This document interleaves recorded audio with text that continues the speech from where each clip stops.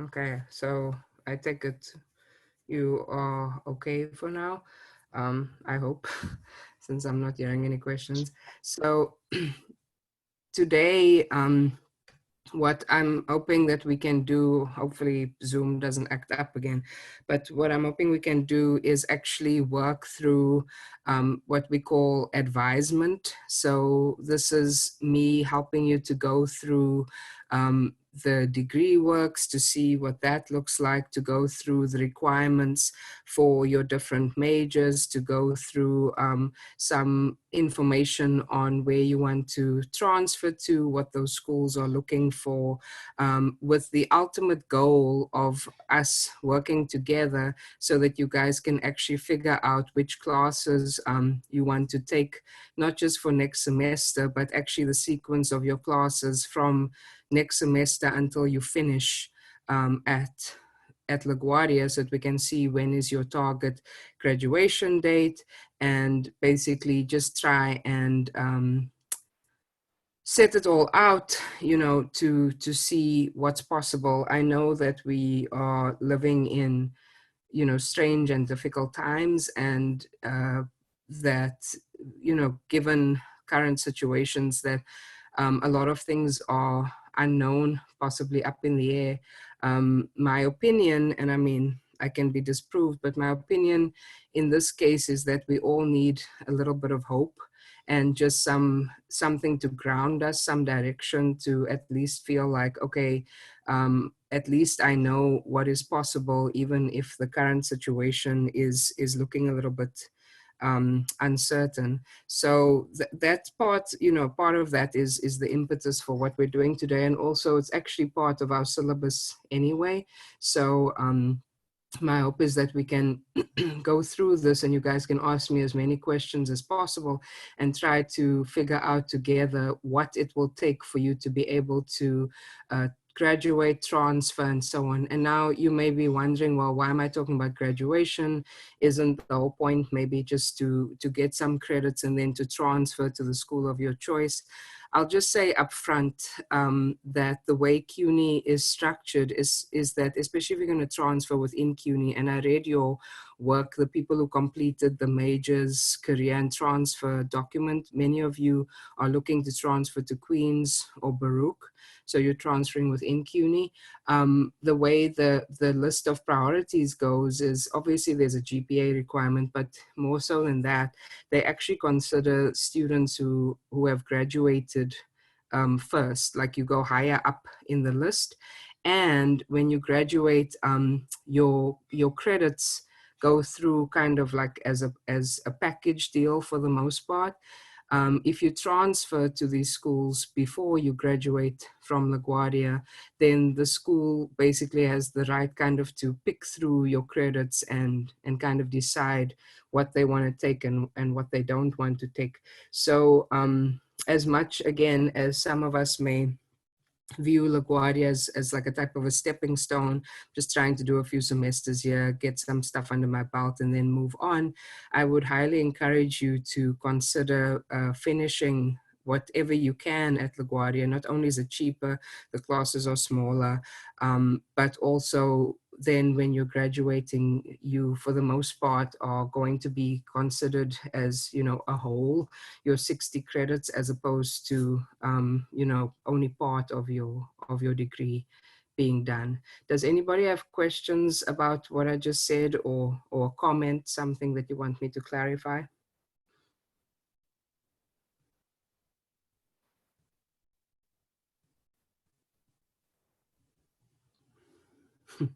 Radio silence. Okay.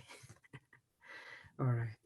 So to kick us off here, I'm just going to share my screen again, and hopefully the internet thing is resolved. I had asked for you to, yesterday I sent a reminder, but also asked you to check this Zoom call materials post, and it's got a lot of stuff in it, but the first thing is this advisement kickoff quiz. Do people have this? You can just click yes, or you can get it now. Can I get some indication as to whether you guys already have a copy of this handy on your computer, or do you need a few minutes just to pull it down? I'll need a few minutes to pull it up. Okay, so why don't we give everybody 3 to 5 minutes to just go onto Blackboard or go into wherever, however you get to Blackboard, and just pull up this advisement quiz. It's not for, don't worry, it's not for points, but it's just to for you all to see how much you know already. Okay, so I'm gonna give you 5 minutes, and then I'm gonna break you into, like we did the last time. We'll break into groups. And work through it. So again, go to, if you're on Blackboard, go to the Zoom call materials tab, and the first thing in the list is the Advisement Kickoff quiz.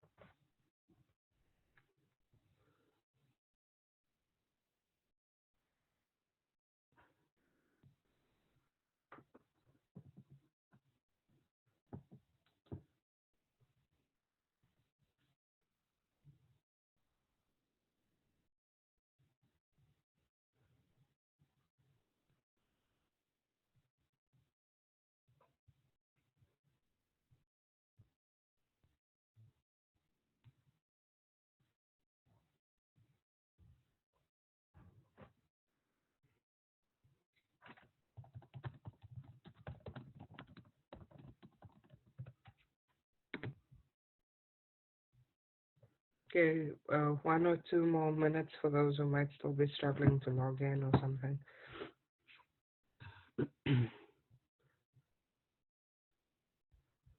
While you do that, I'm going to start putting people into breakout rooms like we did the last time. And then you can work through the quiz in the breakout room.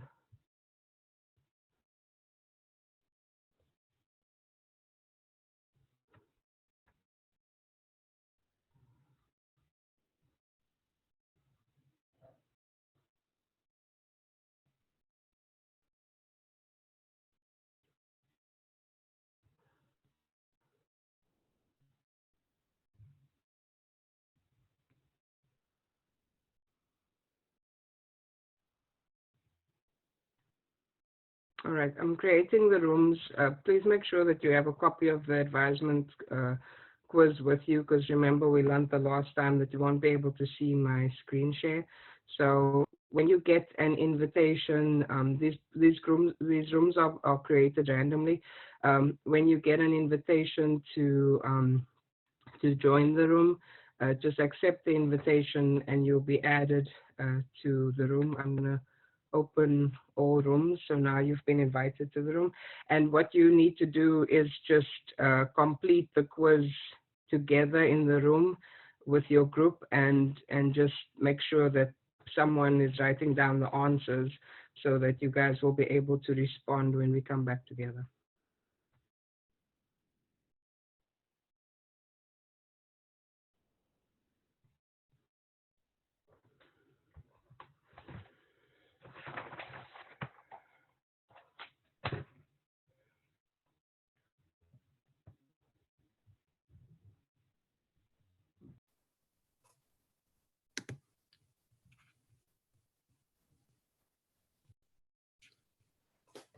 All right, welcome back. I think most people are back now. So what I'll do is I'll share my screen where we can all just see the questions, and then I'll have the groups answer. Sorry for the, I don't know, I don't even know if it was a false alarm or what, but I got kicked out of Zoom again. It seems to be a bad day for Zoom today. So maybe we can just go through the breakout rooms and each one answer one question. I'll start with room one. which was Andel and a few other people. Do you guys want to take this question? How many credits do I need to graduate with an associate's degree?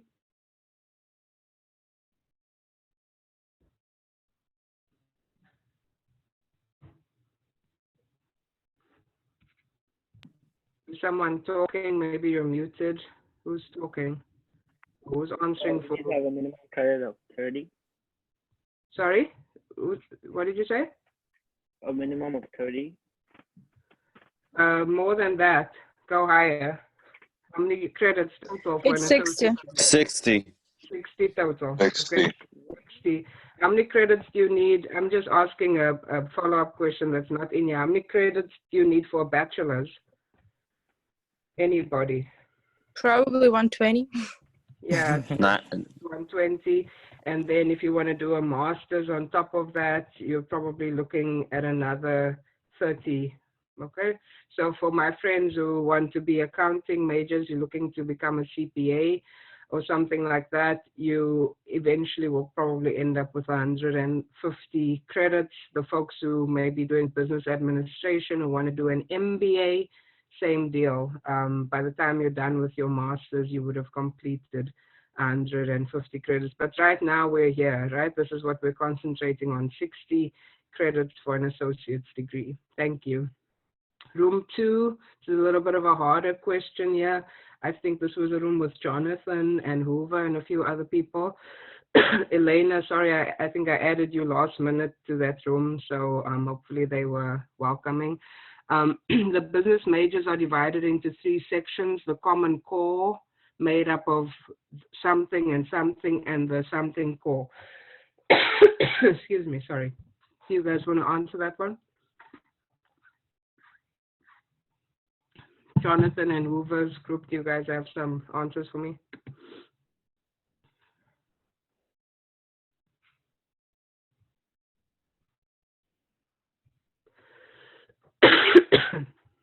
I'm not hearing anybody.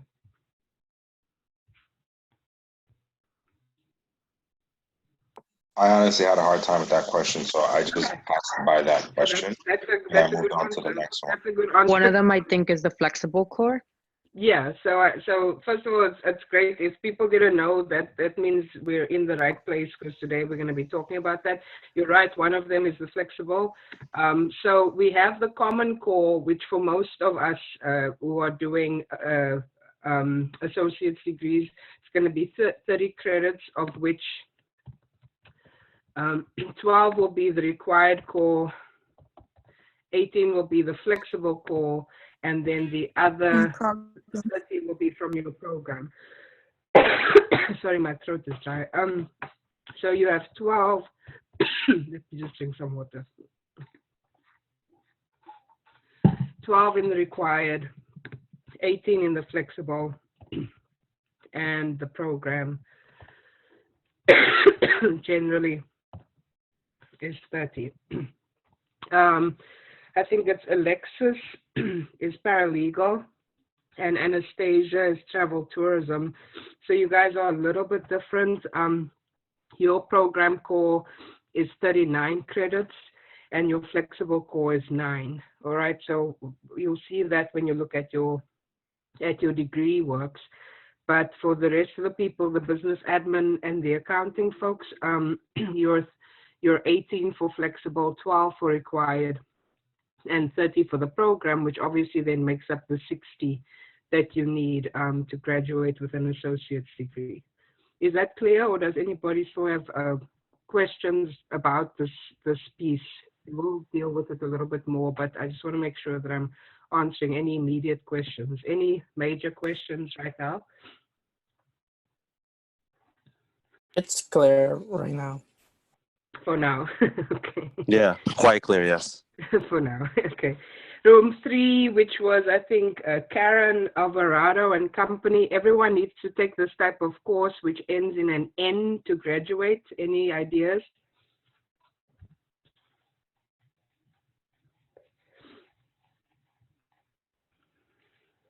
It's okay to say you don't know. If you don't, it's not a problem.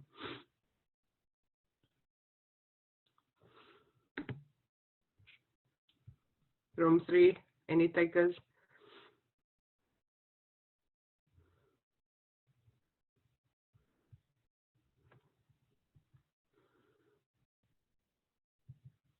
No? Anybody else want to take a wild guess here? Isn't it urban studies? Yes, who said that?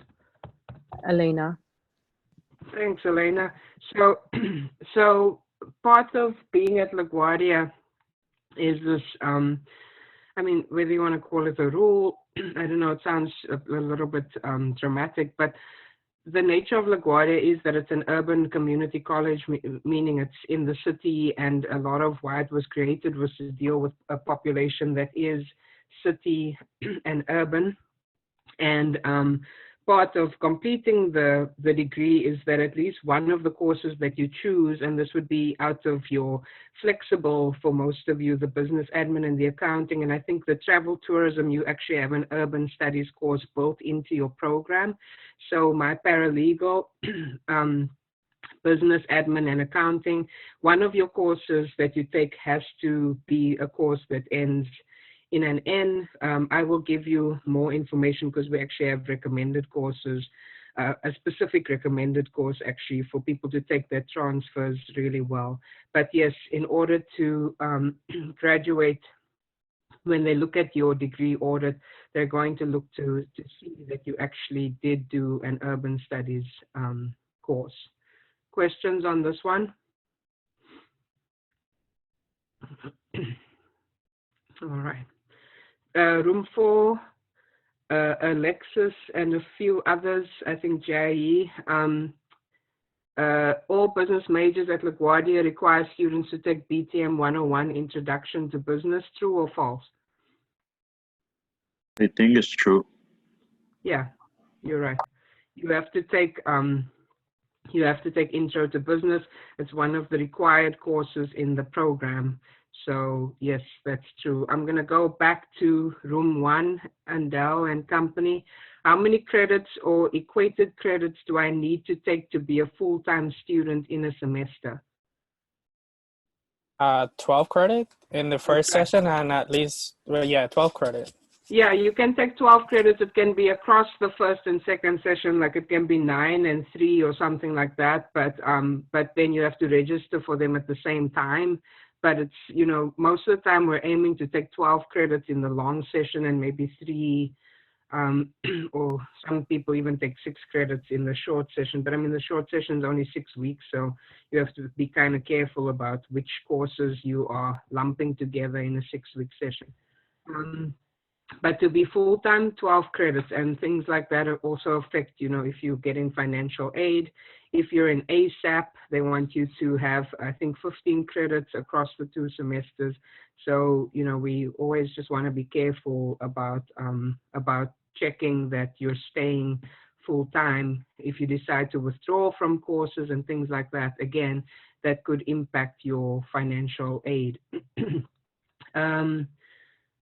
Room 2, Jonathan and Hoover and company, Elena, what is the minimum GPA to be qualified for financial aid? So 2.5. 2.0, 2.0, 2.0, so 2 on the dot 2. And that's also the minimum GPA to graduate.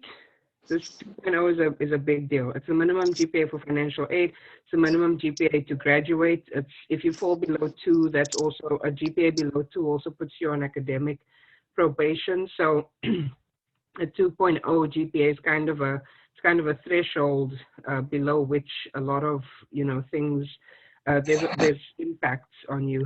And what is the letter grade for that? For 2.0, what letter grade is it? It's a D minus, I think. No, go higher.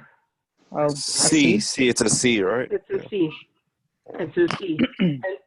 And for a C, you got to be careful here because for the purposes of transfer, most schools are only going to take a C or above. So that's why 2.0 is also important. Important for financial aid that you're averaging at least a C if you get financial aid. Important to be able to graduate, average at least a C. Important for transfer that any courses that you take where you earn less than a C will actually not transfer. So then you have to go and take that course over again at whatever 4-year school you decide to go to. So be careful with the letter grades. Obviously, everybody's aiming as high as possible, but if you start to feel like you're in danger with any particular course, you have options. I'm just going to talk this through a little bit. If you pass the course, right, and you pass with a low grade, a grade that's lower than a C, or it's a D or something, you can retake the course.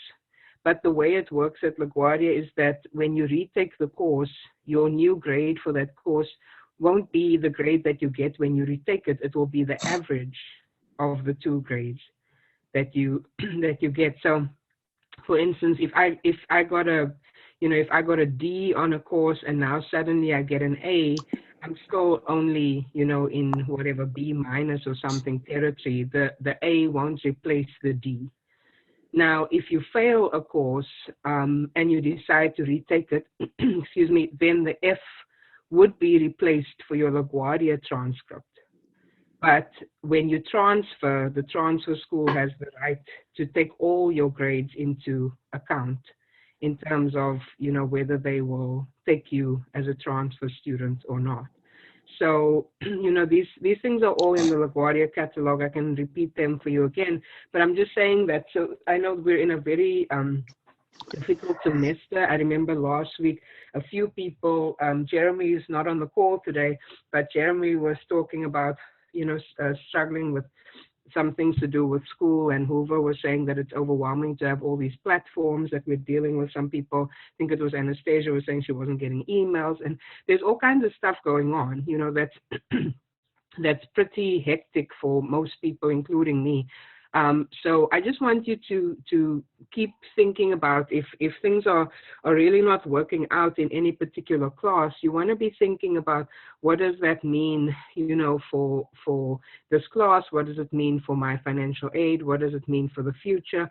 What does it mean if I withdraw, and things like that? And I'm right here to discuss, to go through your options with you. Just remember that anything lower than a C is not necessarily eligible for transfer, and so you have to pay again and go through the class again at the 4-year school.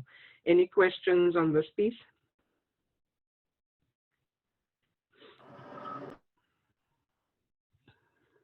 No? Okay. And Quite so clear. just to round this out, because I already said it, what is the GPA required to graduate is 2.0. So you wouldn't, if in the semester that you're eligible to graduate, you don't have a 2.0, unfortunately, you wouldn't be able to graduate at that time.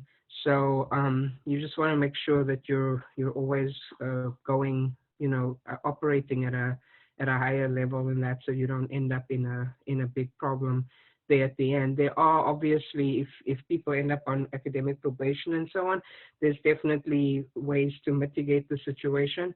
So, excuse me, that can also be discussed. You should even actually identify classes where, it's, I mean, it's probably not the best way to say it, but if you have classes that are like an easy A or something like that, this class definitely being one of them, because if you're just doing the work properly, you're bound to do really well. Then you should be leveraging classes like that to try and bring your GPA back up if you need to. So that's the kickoff quiz. Hopefully things are a little bit clearer now. I'm going to stop the share and then actually go into talking about the degree audit and what that looks like. And I see people looking for me. Navjot, so someone got kicked out again. Yeah, I don't know what's going on with Zoom today.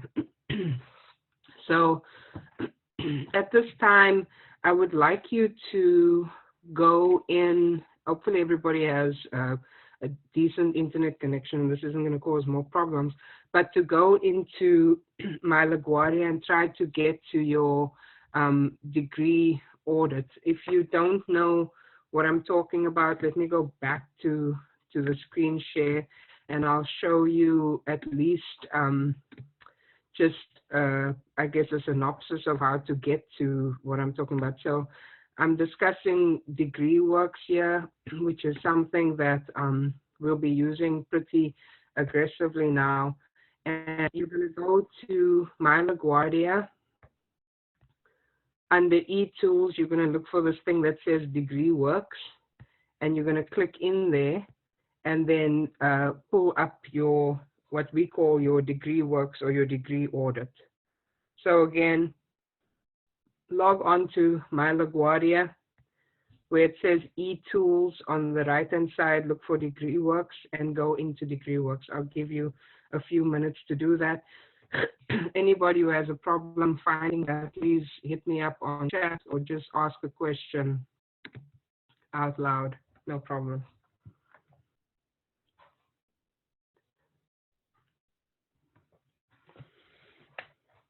And while you do that, let me ask this. Is there anybody who would, I know last week Andal did it, maybe he'll be willing again, but is there anybody who would be willing for me to pull up their degree works as an example as I talk through the degree works for the class, please?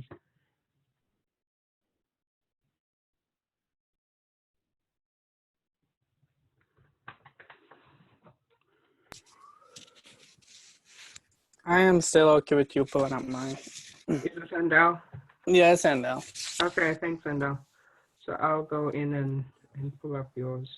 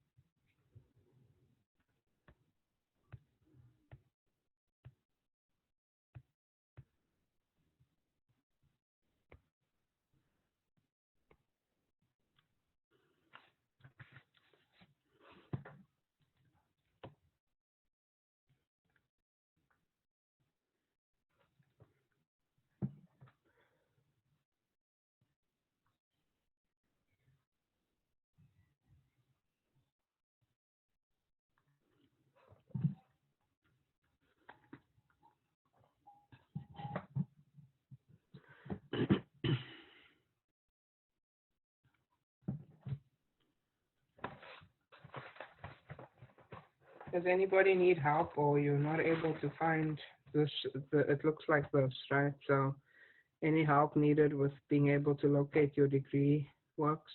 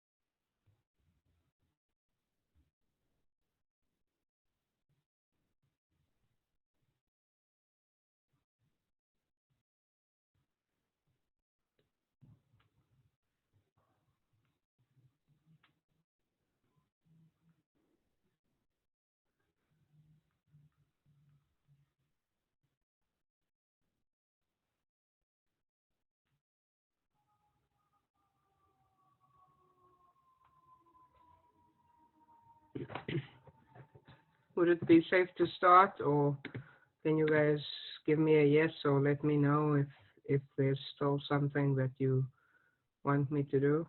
Yes, it's okay. Yeah, Ready to start whenever you are, Professor. ready, ready, ready. Okay, I'm not hearing any dissent, so I'm going to assume that people are ready. So this is DegreeWorks. This is a useful tool for basically tracking where you are at in your time at LaGuardia, and also trying to see, you know, for purposes of transfer and so on, what maybe would be transferring and what wouldn't, although, you know, the transfer piece is to some extent up to the transfer college. So some of these things you kind of have to take with a pinch of salt, right? So obviously you have your student ID, your name, your degree. So AS, Associates in Science, for Alexis and Anastasia. You probably see AAS because you guys are paralegal and travel. Then Andawi is an accounting major, lower sophomore, and they're just saying when was basically the last time that your information was looked at, I guess, by the school. I think that's what the audit piece means. So over here we have a legend. This shows that anything that you've already successfully done, whether it be a course or some type of requirement, obviously the green check means that you're complete. Not complete, a red box. So anywhere where you see that, that means that there's still something that you have to do, and we can figure out what that is. This little squiggly line is meaning that this class is in progress. So that could be a class that's in progress now for Spring 1, a class that you're currently taking, or if you're already registered for classes for Spring 2, then it means that those classes will also show up as in progress.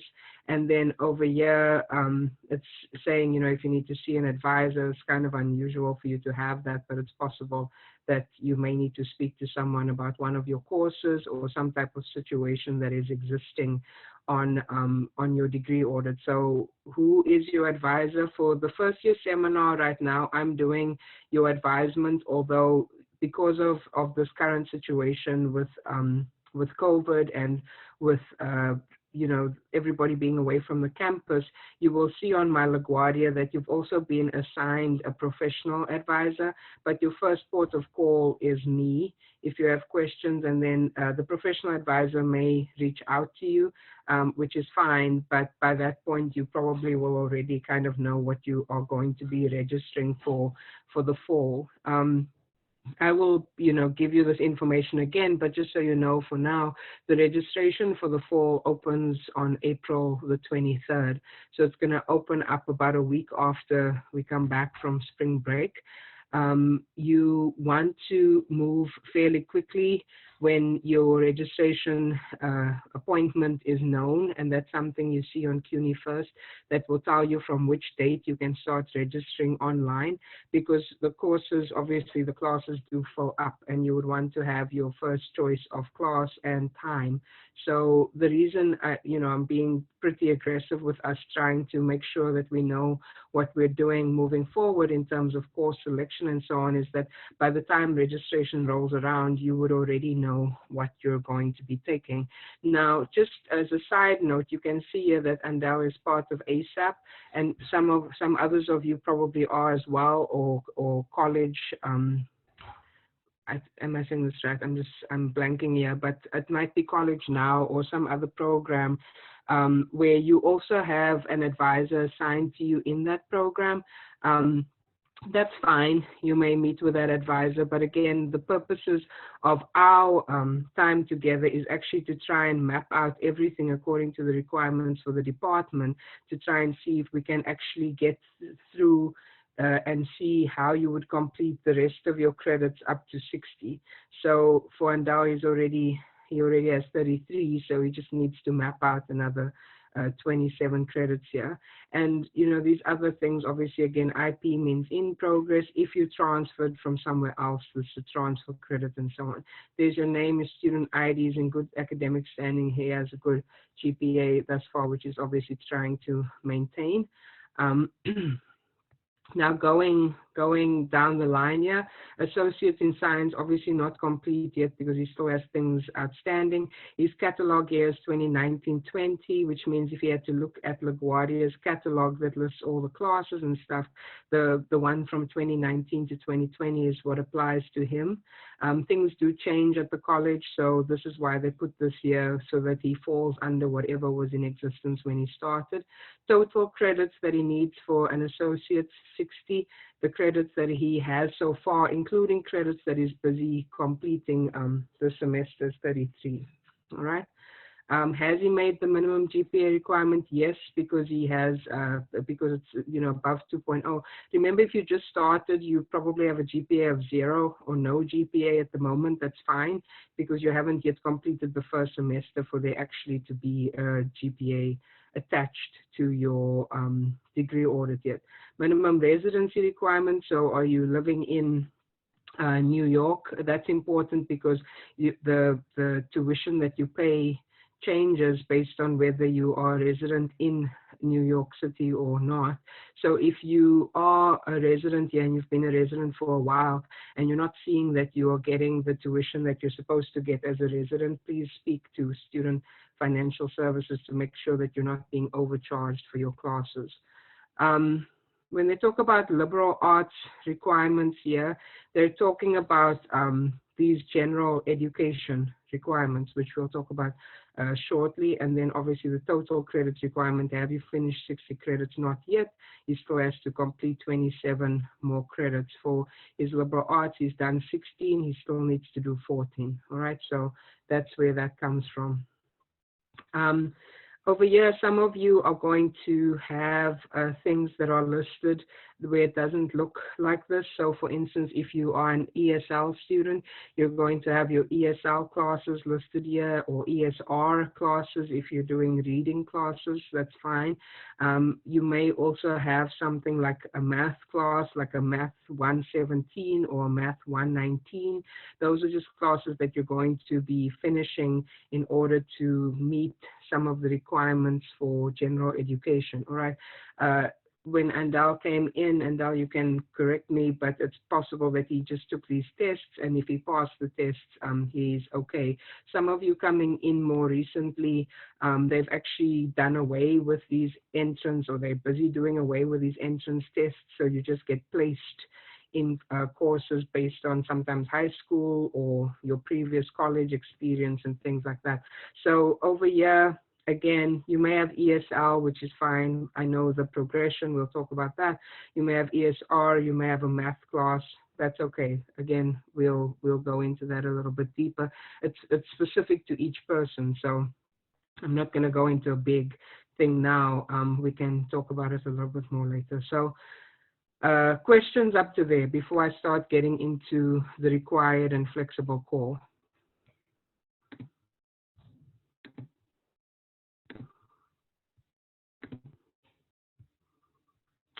All right.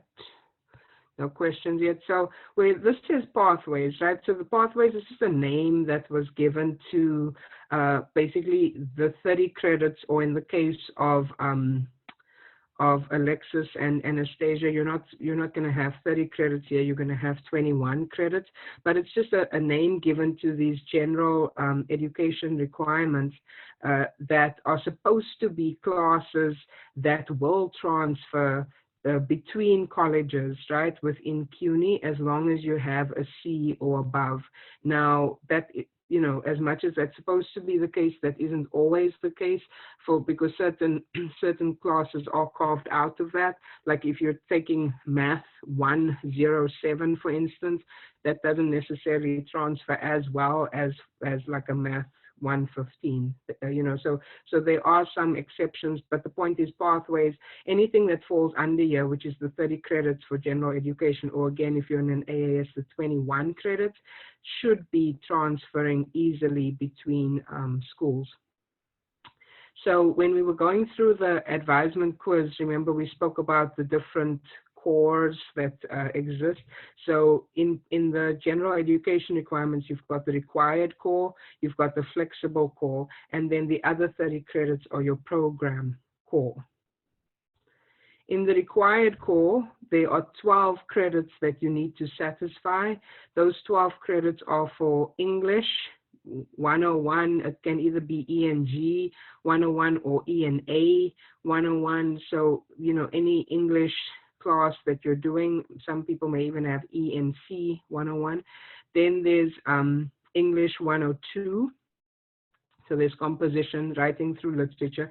Then you start having choices with the math. He chose to do college algebra and trigonometry, so that's his choice. But yeah, you could also choose statistics. And there's also, like I said, there's math in the modern world and a few other math classes that you can choose. So for him, he finished his English 1 and he finished his math. His ENG 102 is still in progress. And then the last class to make up the 12 credits is life and the physical sciences. So yeah, you have to choose one class out of these classes that are listed. So you could choose a bio, you could choose neuroscience. Unless you're really into science, I would not recommend people taking a 200 level course to satisfy this requirement, because there's an assumption that you would have done something in the 100 level course already.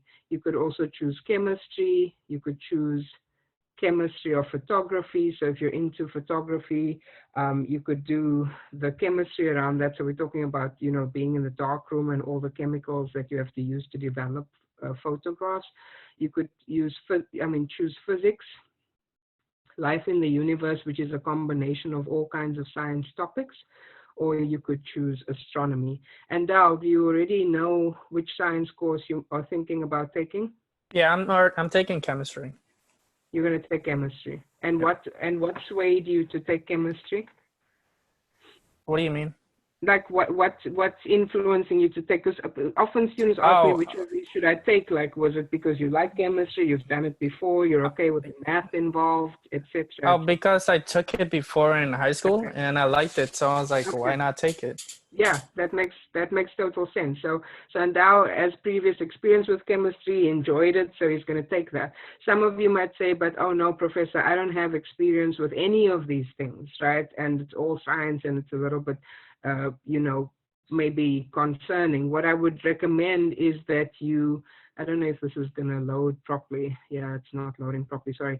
So what I recommend is that you actually go look, you can go look up this course in the LaGuardia Catalog that actually discusses what the course is about. Normally, if you click on here, and I don't know if I need to be on campus or what, but normally when you click on here, you should be able to see a little bit of an explanation. But obviously biology is learning about, the natural world, whether it be plants, animals, people.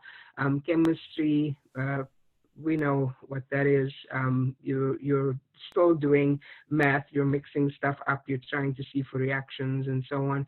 And then you've got physics, which, is again going to be more about laws and movement and what have you. Again, there's math involved. I know some people, and they will shy away from math, but I mean, there is even astronomy, which is not astrology, so it's not like what's your star sign, obviously.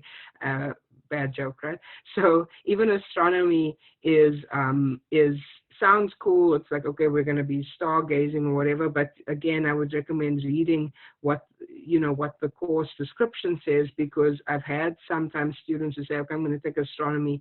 Sounds cool. Hopefully there's minimal math, but there's math in there, because you're doing all kinds of calculations about how far stars are from the Earth and planets and what have you. So this is not being said to scare anybody. I'm just letting you know that at some point you'll have to make this decision. Yes, go ahead. Yeah, no, I just want to point out that I took 105, Life in the Universe. And yeah, talk to us about that. I'm always curious about that. Yeah, just so we could, have a little less fear of, because I'm personally not a good, so good in science. Chemistry wasn't really my thing. So I took Life in the Universe last semester, and it was a walk in the park. It was quite easy class. Okay. Can you tell us maybe one or two topics that stood out for you, just so people have some idea of not that they have to go based only on this, but like what stood out for you in terms of what you guys discussed? Definitely. And Life in the Universe was mostly of the atmosphere. We studied planets, a lot of organisms, Okay. certain things like that. But like I said, it wasn't such a difficult class, and Okay. I would recommend it to any. Okay. Yeah. So, and especially for people who may be feeling like the other things are sounding a little bit on the heavy side of town for them, right? Yeah, correct. Exactly. Yeah. Okay. This is very helpful. Thank you for interjecting. And please, anybody who has had experiences with other things, I mean, I'm not taking these classes. I have to go based on what I know from the catalog and what I know from the people who teach them. But you guys are the people taking the classes and making the decisions. So it's good to hear personal experience. Thank you. So again, you've got these 4 classes, the English 101 and 102, that's not a choice. That's what you're taking, or ENA or ENC, but with the math, you do have the choice, right, of the math, again, 115, 120, 107. You may also be in math 117 or math 119. That's just a combination of the college algebra and trig and some more fundamental mathematics, or a combination of statistics and some fundamental mathematics. So all of those are options that you have available to you. So that's the required core. Now you might say, well, Professor, how do I know how to stack these classes? When we're done going through the degree audit here in degree works, I'm actually going to show you something called the degree map for each of the majors, which gives a recommendation of how you should be thinking about structuring your classes. Again, it can't be one size fits all, because everybody has, their specific situation or classes that they've already taken, but at least it gives some guideline about it. So moving into the flexible course, so yeah, for Andal, he has to take 18 credits. For Alexis and Anastasia, you only have to take 9. You only choose 3 classes. Andal will have to choose 6 classes. They are in the flexible core, it's divided up into 5 categories. Sometimes we call them buckets, but it's really categories. You can see here, you should only select 2 courses from any one discipline. And you need to remember, we just had this in the kickoff quiz, you have to have 1 urban study course to complete the college requirements, all right? So things get a little bit hazy here, because can you see all of these potential courses that you could be choosing from, right? It's a lot of stuff that is possible here. So sometimes in our area, being business, we actually try to give some recommendations to students of what they may want to be thinking about because of, transferability. So when I go through each category, I'll talk about that. But the categories, as you can see, world cultures and global issues, US experience in its diversity, creative expression, individual and society, scientific world, and then you also have to take 1 extra course, which could be any one of this massive list of courses here. So let's just take them one by one. Sorry, I'm talking a lot, so my throat is dry, so forgive me for coughing. World cultures and global issues. As a business major, you want to think carefully about what are some of the general education classes that you would have to complete at a 4-year school anyway, and maybe use that to drive your decision making. What we normally recommend is that you either take a history, so history is SSH, these SSH courses, that you either take a history or you take anthropology. I'm not saying that you have to do that. The reason that the department recommends those 2 is because we know that some of the 4 or most of the 4-year schools are going to require some type of history or anthropology class, at some point in your time there. So, and I'll show you another document that actually lists the recommendations. I think I shared it with you. It's called the curriculum guide. So this doesn't, maybe for some people, sound so exciting. So you might say, well, I don't want to take that. I want to take something else. Maybe I want to take international economics. I know that there are a few of you. I know Navjot, who said he was getting kicked off and then there was one other person, well, no, actually two other people who wanted to work in finance. Jonathan, you were one of them, and maybe one other person. I can't remember if it was Karen or who, that said they wanted to work in finance. Maybe you think, well, yeah, okay, history, but what if I want to actually do international economics, or I want to do some other course that's more interesting? This is, the blessing and the curse of kind of this open plan where you can kind of just choose whichever class you want to take. Is that you really can do whatever you want. If you like music, you could do music, you could do art and so on, but you always have to have in the back of your mind this thinking about transferability. So if I just had to go, I'm just going to move away from this degree works for a second here and actually just go to the transfer site. This is like the, basically the transfer office, transfer services. I hope I don't get kicked off the Zoom call again. And if you go to the transfer services site, this is the people, suppose they sit normally in B215 who help you with transferring. If you go to this thing over here that says 4-year college transfer info, right? And I did put this link on our Zoom call materials. If you go to like a Baruch, which is one of the schools that some of you said you wanted to go to, there's a document here that I can go through in more detail, but it actually tells you in order to get to the Zicklin into the Zicklin School of Business, which is obviously the business school at Baruch, what are some of the requirements that exist over there. So when I'm talking to you about some of the classes that we recommend, some of what I'm saying is coming directly from the fact that we know of the expectations that these schools have. And I'm referring to Baruch because Baruch's requirements are sometimes even more tough than, let's say, a Queen's College in terms of which classes they already want you to take to get into the business school. So if we go by this, then at least we know that we're kind of okay, in terms of being able to get into the quote unquote tougher school. So we should be able to get into almost all of the other CUNY schools. Does anybody have questions about this document that I just opened here?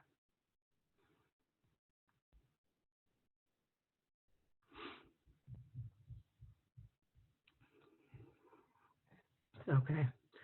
And you can see over here, I just want to maybe just to wrap this up, if you want to go into Zicklin, you should at least have 45 credits, which is why I'm talking about the fact that sometimes it's better to just graduate, because if you've already done 45 credits, then you might as well just do the 60. Sorry, I just want to put on Do Not Disturb here. You might as well do the 60 and actually have an associate behind your name instead of leaving, a semester on the table and then going through to try and get your bachelor's, which most people will get, but unfortunately for a lot of people who are working part-time and trying to study, this whole process might end up taking 6 years, so if you have an associate in the meantime, at least you will be able to put that on your resume. All right, so coming back to, let me see, where was I now? Okay. Coming back to world cultures and so on, if we had to dig a little bit deeper into the Gen Ed requirements at like a Baruch or a Queen's, you'll see that they're asking for history or an anthropology. But again, if you wanted to do something else, you could. You just have to be knowing that it may or may not transfer. Is that clear, guys? That, I cannot dictate to you what you take, but I can recommend certain things because we know that it will have a better chance of transfer. Is that clear? Yeah, that's clear.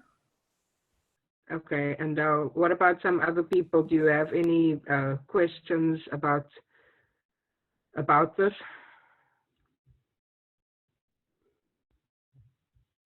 Quite clear, Professor. All right, so now if you wanted to take a language, you might say, hey, I want to learn Japanese, let's go.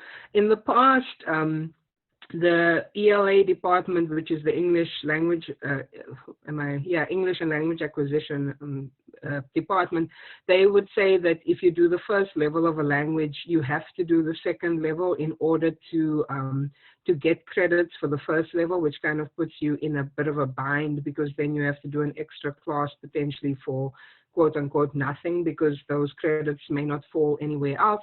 However, I think they're working on trying to change that, so that you would still be able to get the credits for the 100 level. I have to look up to see, you know, how far they are in that process. So just to have that in mind, if you decide, you know, that, oh, I'm going to, you know, learn sign language, or I'm going to take some other class here, be aware that we just need to check to make sure that you will actually get the credits. Moving on to US experience in its diversity, this is the category where we recommend an urban study class that actually transfers really well, and also satisfies this urban study requirement. That class is SSN 187. All right, SSN 187. And again, when I show you the curriculum guide, you'll see some of these classes again. So don't worry if you can't scramble to write everything down now. So we recommend this year because it satisfies this category.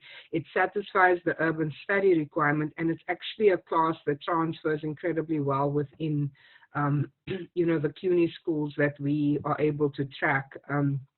Of course, you would have to get a C or above in that class in order to transfer. Now, again, it's urban sociology. You should be saying, well, what does that even mean? How do you find that out? You can go to the Laguardia Catalog, which, you know, it's just on the Laguardia homepage. You can, I think under academics, the catalog should be there. If not, you can just search for it. Yeah, do you see this where it says catalog?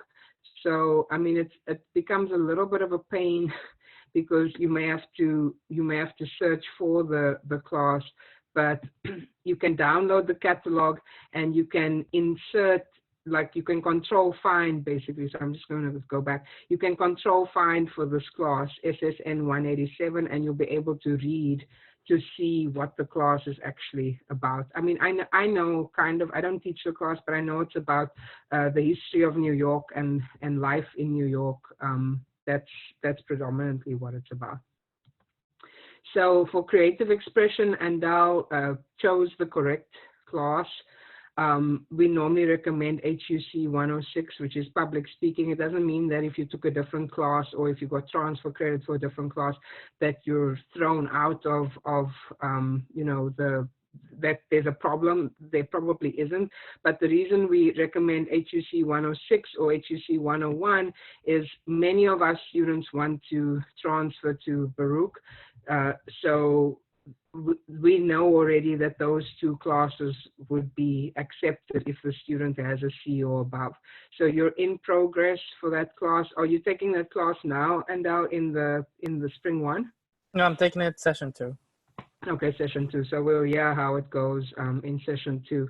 As much as people maybe are like, oh my word, I'd rather, you know, do anything than speak in public. Remember that, you know, as part of a business degree, you will run into public speaking at some point.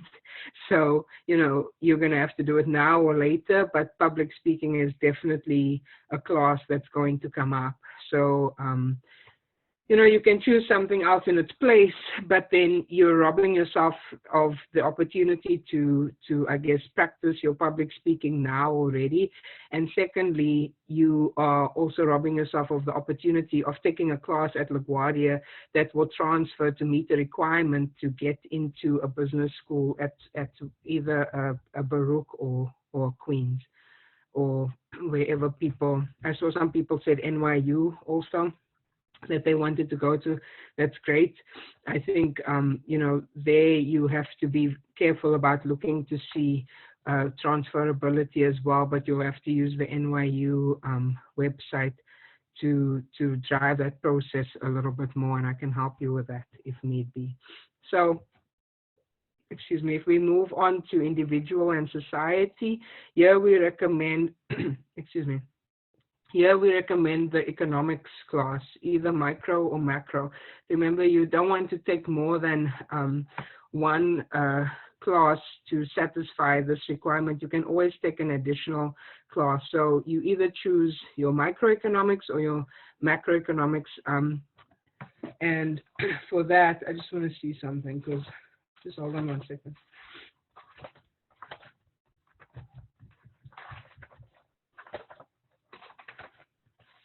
Yeah, so, and I know that you said you wanted to go to Queens in your document, but sorry that I keep referring to Baruch, but I'm just using that as an indicator of, you know, some expectations. So we know over here that they're looking for an economics, as they call it, 1001 and 1002.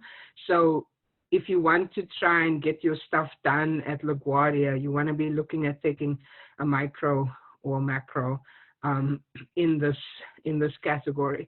Some of you might say, but I wanted to do something else, you know, whatever that may be. That's okay. I mean, again, you're allowed to do whatever you want, right?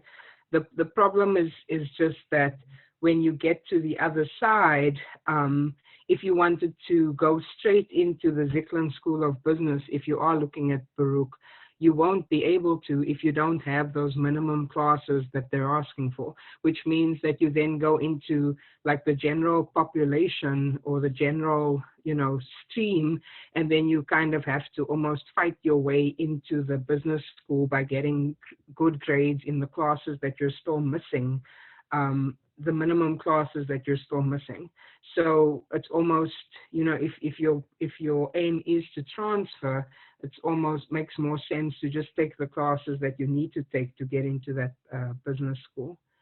And for you know, those of us, I saw a few people who spoke about Queens, so I just want to try to close the loop. And you know, the Alexis, I know you said John Jay, you saw John Jay is also on the list there and so on. So this is the Queen's document. They do ask for economics as well. They do ask for well, sorry, that's if you go into economics. Let me take a step back. I was looking at the wrong place. So yeah, they talk about the types of GPAs and so on, admission requirements, that's the C or above. It's, if you've earned your associates, you don't have to do any of the common core classes as long as you have a C or above. So they're pretty more flexible, a little bit more flexible, right? And then let me see. Yeah, so the only major I think accounting may fall within the, let me see, yeah, accounting, okay, that's why I was here. Accounting falls into the economics department. You need accounting 1 and 2, you need your calculus and your pre-calculus, and then you need your economics, okay? So they're a little less demanding for you than Baruch in terms of getting into their department for finance or accounting, etc. We can see that Andal already finished Math 200 over here. This is normally what we recommend for the scientific world. We normally recommend that you try and get the pre-calculus and the calculus out of the way. This isn't happening yet, but I know at some point CUNY was trying to move away from requiring calculus for business majors. We're not there yet. So you're still in the regime where you would have to go up to Math 201, a calculus class, in order to get a business degree. So this is kind of something that we have to make peace with over here, that you have to think about whether you can complete these math classes at LaGuardia, because if you don't, depending on how far you got with your math, you may be placed, you know, when you get to the 4-year school, you may be placed in a math class that you've already done before, or you would have to do a pre-calculus class where sometimes it could be 150 or 200 people in one class, as opposed to a LaGuardia where you probably have 35 students in a class and you have better access to the professor. So normally this is a sticking point for students where they're like, I don't really want to do this class, I get it, but it's going to be something that for now we won't be able to get rid of, you're still required to meet this requirement. And then for and Dal, since he already did Math 200, if I was advising him, I would advise him to just continue then with the math sequence. I'm trying to find it, and just continue with Math 201 so that his math is done. And then he can always think about, you know, whether he needs to still take the other economics class, or since he's not looking to transfer to Baruch, he's transferring to Queens, but Queens is also looking for economics, microeconomics and macroeconomics. He can think about how he wants to organize.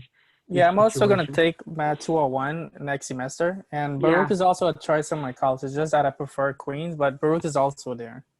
Yeah, and I mean, Queens is a legit school. It's a beautiful campus. They've got good programs. It's just very far away for people who don't live in Queens. I mean, I live in Queens, and Queens College is still far away from where I live live, next to it, that's why too. Yeah, I mean, if you live next Yeah. to it, then you gotta go there. I mean, there's like no excuse then to miss classes and stuff, you know. So weirdly, for someone like me who lives in Queens, Baruch was still, you know, closer when I was doing my master's. Even when I lived in Brooklyn, you know, Baruch was just closer.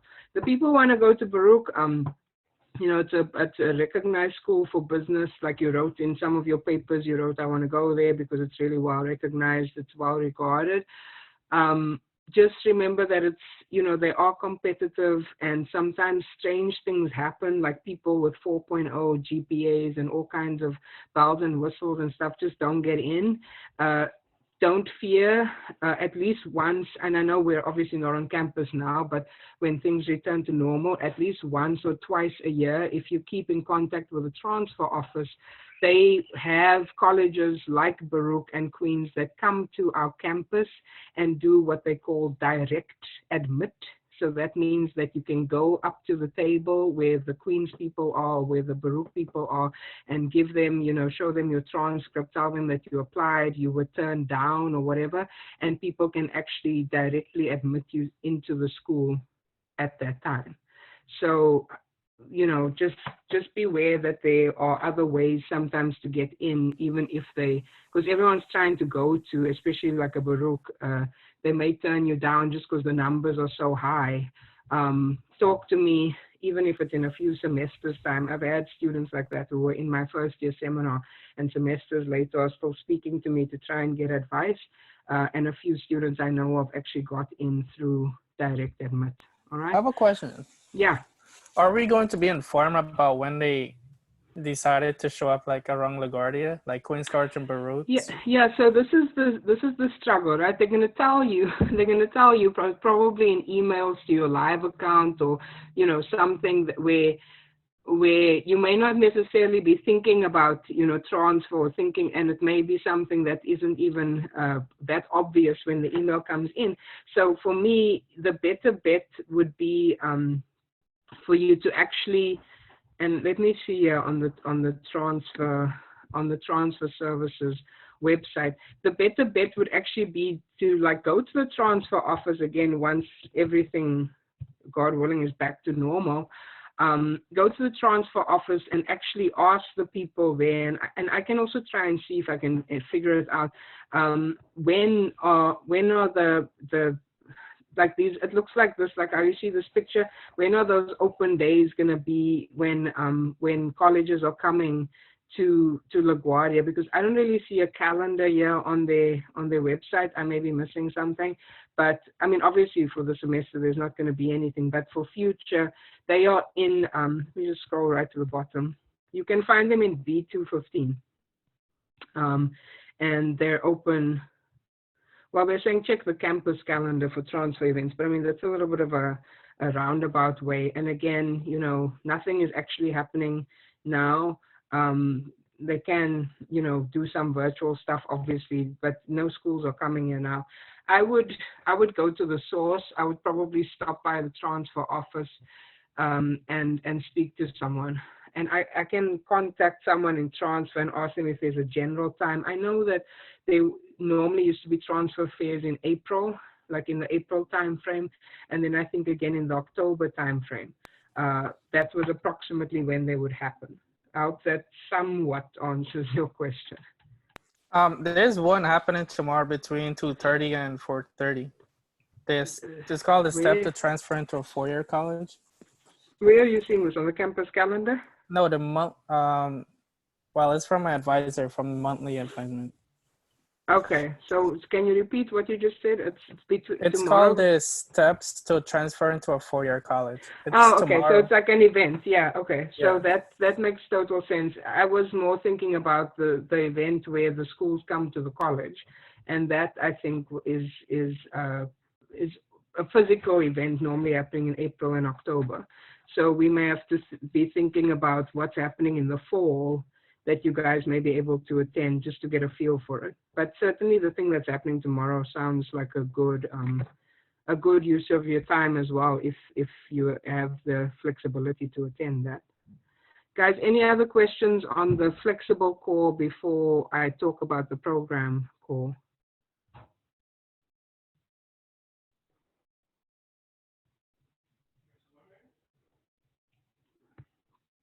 All right, so for now, nothing. So we see that Randall's majoring in accounting. We see that this is his GPA in his major, which means he's been able to earn A's in the classes that he's taken up to now. Credits applied is 17. Remember, the credits that are applied include credits that are in progress. The GPA obviously only includes classes that are complete. He's obviously in progress now with the first year seminar. He also completed Principles of Accounting. He's in progress with Accounting 2, and Business Law is also still happening for him. I don't know if that's in the second session. It never shows. I'm taking it right now. Okay. And then I just want to point out here, for those of you who are business administration versus accounting, you might be zoning out and thinking, oh, this person's accounting, it doesn't really matter.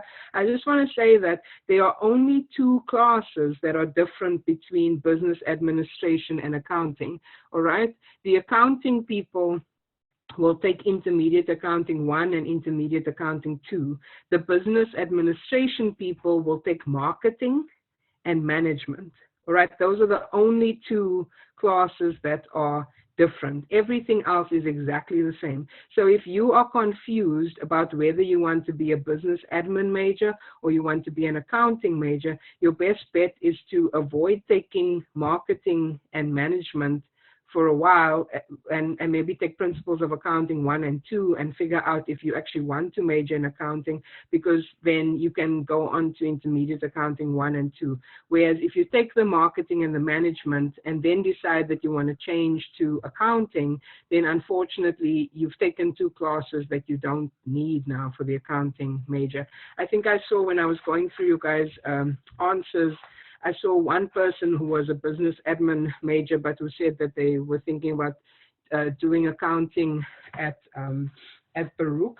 So just remember that you do have the flexibility to still figure things out, as long as you just delay taking management and marketing until maybe you've taken accounting too, and you can make an informed decision about what you want to do. Any questions about that piece?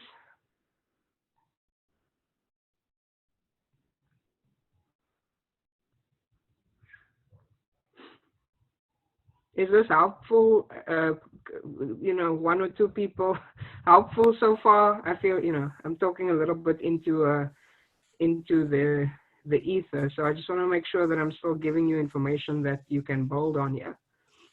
Well, for me, it's really helpful, but I don't know about the rest. What about other people who, you know, is there something other than what I'm saying that you need to hear from me about some of these classes? Should I just keep going? A lot of the information is useful for me because I started with accounting, but now I'm considering business administration. Business. So okay. We're going to lose you. It's actually good to know. It's good to know, right, that there's only two classes different, right? But you said that if I take the accounting, it also applies to business administration, right? So, yeah, so Principles of Accounting 1, Principles of Accounting 2, the business admin and the accounting people have to take, right? So it's going to apply. Where things start going different is if you start taking intermediate accounting one, it's Hoover, right, who's talking?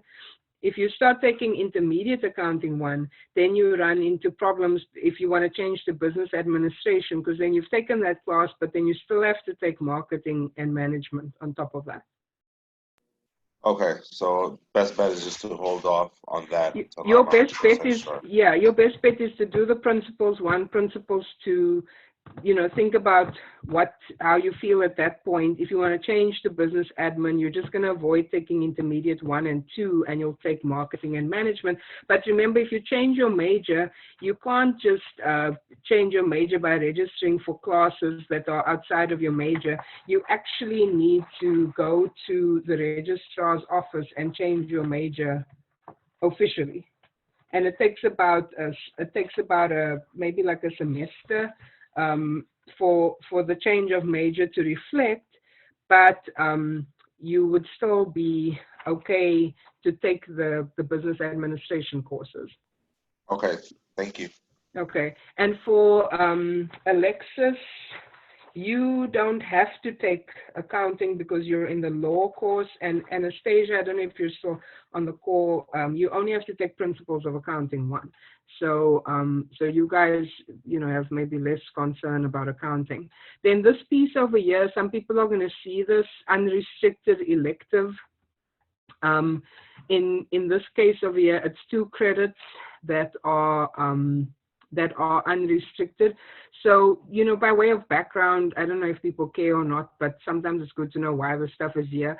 In the past, the college used to have principles of accounting 1 and 2 used to be 4 credits each, and then they would drop to 3 credits each to be in line with the rest of, I guess, of CUNY.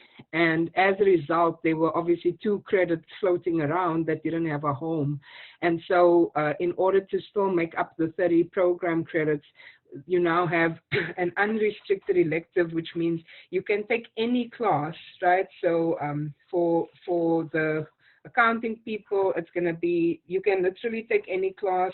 The travel tourism also has unrestricted, so does the paralegal. You also have an unrestricted. I'm trying to see for the business admin, you should be the same because business admin is also had the accounting 1 and 2. So everybody has these 2 credits that are kind of floating, and you can do anything with it. What I would recommend, excuse me, let's say I was advising Andal, what I would recommend there is you want to look to try to take a class. You can take any class, okay? It doesn't have to be any business class. It can just be any class. But look to take a class that where you are able to actually use it towards the transfer process, right? So we're saying make sure that whatever unrestricted class you take is actually going to help you to transfer. So if nothing else is going to satisfy that, like maybe you take an extra math class, that will satisfy it. But if you don't, maybe that extra economics class that you have to take or something like that, think broadly about what you want to do. Some people might still be interested in accounting and they decide, okay, I still want to take like an intermediate accounting or something. But this thing, it's wide open. You can take whatever you want. I just think it's maybe more, it's wise to try and think about a class that is going to help you to transfer. And then the next piece is the internship. There are 2 classes that are required for the internship.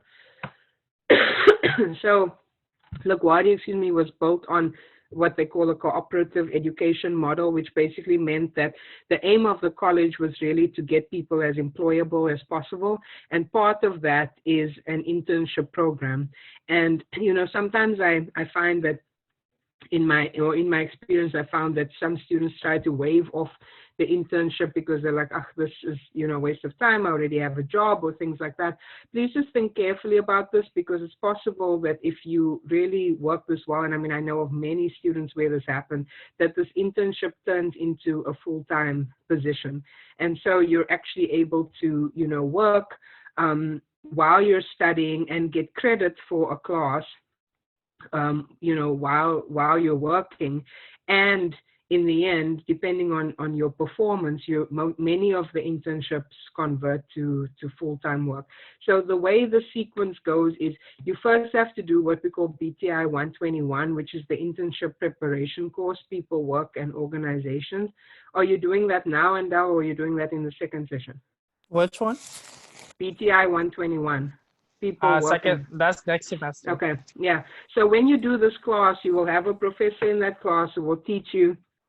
And more often than not, if that professor is full-time faculty, they will also become your advisor for the internship, meaning the person who's going to help you to secure a position for the internship class. Excuse me, and the way the internship class works is that 50% of the grade for that class is the work that you do and the feedback that comes from whoever you're working at. And the other 50% is going to be, just some class work and attending the class and so on. There are a few people who are accounting majors. There's lots of accounting opportunities for work. There were a few people who spoke about wanting to do finance. There's even a few private equity and finance companies that look for people. If you're in legal, I've known of, law officers, people who are looking for whether it be law officers or even politicians who want people to work in their office. Often that also involves law. You name it. There are a lot of opportunities. What I would say is, be strategic about how you register for classes in the semester when you're planning to do your internship, because many of the internship companies look for at least 2 whole days, where you can work there. So if you decide to take classes, 4 days a week in the mornings or something, then you're automatically, precluding yourself from being able to go to some of these internships where they're looking maybe for someone who's taking classes Monday, Tuesday, Wednesday, and they can then come and work on Thursday and Friday or something like that. Questions on internships and the internship process? Check this That's a out. good hint. That's pretty cool to know. To keep in I mind about your I actually got very sad sometimes, because I would get these amazing opportunities where people were looking for students, and every student that I tried to recommend, their setup, their schedule just did not work, because they were taking classes some days in the morning, sometime in the afternoon, but basically taking classes 4 or 5 days a week. I understand that that you want to finish as soon as possible, but trying to keep 2 days free is important. Other considerations with the internship, if you already have a job, especially if it's a job that's kind of in your discipline, like maybe you're already working in an office where you're doing certain types of HR, you're doing payroll, or you're doing bookkeeping or something like that, that can also count as your internship, which makes life pretty easy then in a way, because you're already working. So you're getting college credit for the job that you're doing already, and you just have to do, some project or whatever for the rest of the class. So please don't think that you will necessarily be forced to give up your job in order to go and do something else. That's not the case if your job is within your field already. So in the bottom here is, if you have this, sometimes it says courses not counted towards your degree. This is just his proficiency test, but some of you may have courses that you withdrew from, or courses that you didn't successfully complete. Things like that come up over here. And then in progress shows all the courses that you are currently registered for, that you may actually be actively taking them now, or you may be taking them in the second session. There's no differentiation here between the first and the second session, which always makes it a little bit harder to figure out what people are doing. So that's the degree audit. Any questions on any part of this degree audit? Yes, actually, I had a Yes, question on who's the speaking? Talk- Elena. Elena, hi. I had Go a ahead. question on the internship because I'm currently taking BTI 121. Okay. And she said that she wasn't actually the Advisor.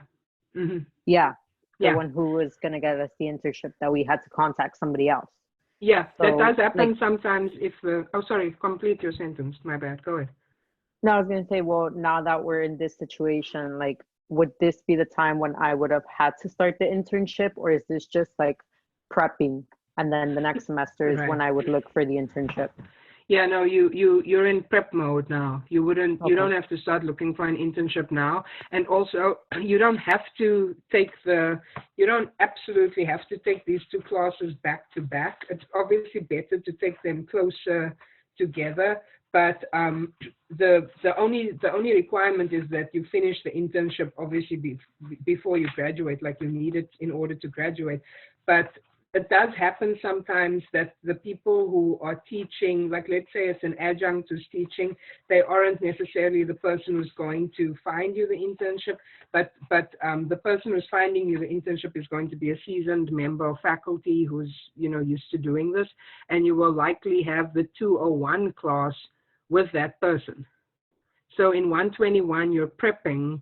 In 201, when you're registering, that professor, whoever that may be, is also going to be helping you to be placed. Okay. All right. That sounds good. Yeah. So by the time the semester wraps up and you're done with 121, you can actually ask your professor in 121 who they are matched with, because the way it works is if the person who's teaching you 121 isn't going to be advising you for the 201 class to find your internship, they are specifically matched to another member of the faculty. It's not like a random thing, you know, where you just have to go to anybody. Their case load of students will be directly, you know, attached to someone else. So closer to the end of the semester, they may know that already. Otherwise, we'll definitely know it before the next semester, before spring 2, even if you're not taking the class in spring 2. Okay. And I did have another one question. Do Yeah, you go ahead. by any chance know which code is for elementary of statistics, I think it is? Yeah, it's MAT 120. And that's the 3 credit, right? But is that Yeah, a yeah, flexible that's 3 core credit. or? That goes into, are you asking me which core it is? It's in the required core. So here where Andal has Math 115, MAT 120 is the statistics. It would go over there. Okay. All right. Thank You you. got it? No worries. Yes. Okay. So let us take, I mean, it's been a bit of a slog here. Let's take a quick break, even if it's just, you know, 7 or 8 minutes, just to get our bearings. I'll tell you what I'm going to do when we come back. I will be walking us through, so obviously I got kicked out. I'm getting kicked out of everything today. I'll be walking us through what we call the curriculum guide and the degree maps for the different majors when we come back, so that you can actually see what is the potential structure of your course selection, and I'll show you where this information is also available online. So let's come back at 12:30. I know we'll only have 15 minutes at that point, but I'm going to still walk you guys through this.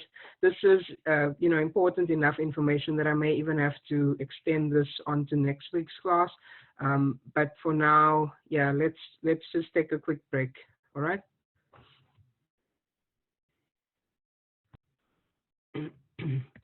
So in the last few minutes that we have, I just wanted to say a few things. First of all, thank you to the people who submitted the work on majors, transfer, and career.